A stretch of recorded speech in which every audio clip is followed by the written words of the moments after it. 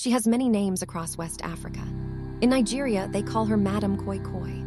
In Ghana, some know her as High Heel Mary. In Sierra Leone and Liberia, she is simply called the teacher who never left. But wherever her story is told, the details never change.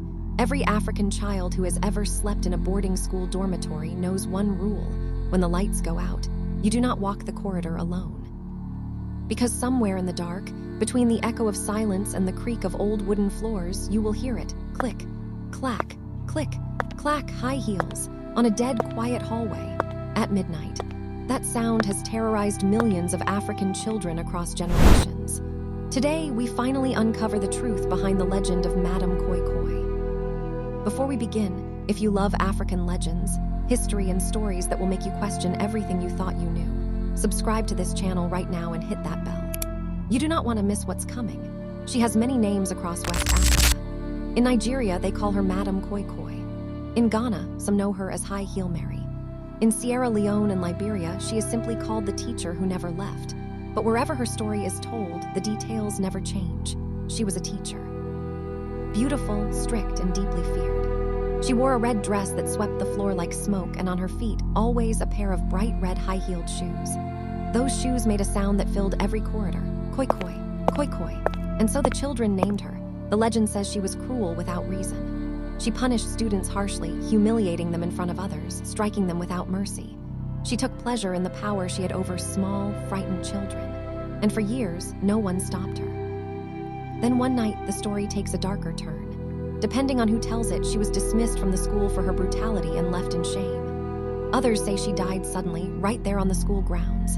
Some whisper she took her own life in one of the dormitory rooms, still wearing those red shoes. But death, it seems, was not the end for Madam Koi Koi. Students began to hear the sound at night. Click, clack, click, clack, moving through hallways, stopping outside dormitory doors. Anyone who opened that door saw nothing. Only darkness. Only the fading sound of heels disappearing into the black. Then the reports grew worse. Students claimed they woke to the feeling of something pressing on their chest. Others said they saw a figure standing at the foot of their beds, a woman in red, face hidden by shadow.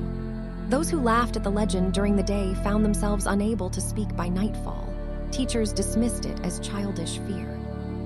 But no teacher could explain why.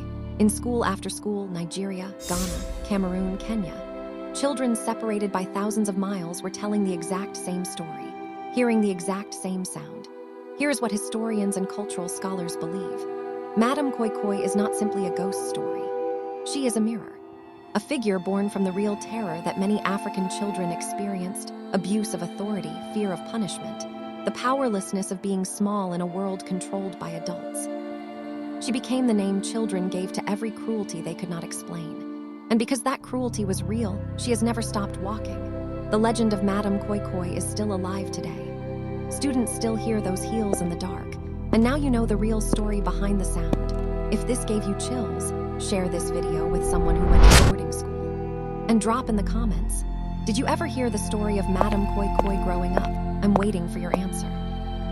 Every story we tell will change how you see Africa.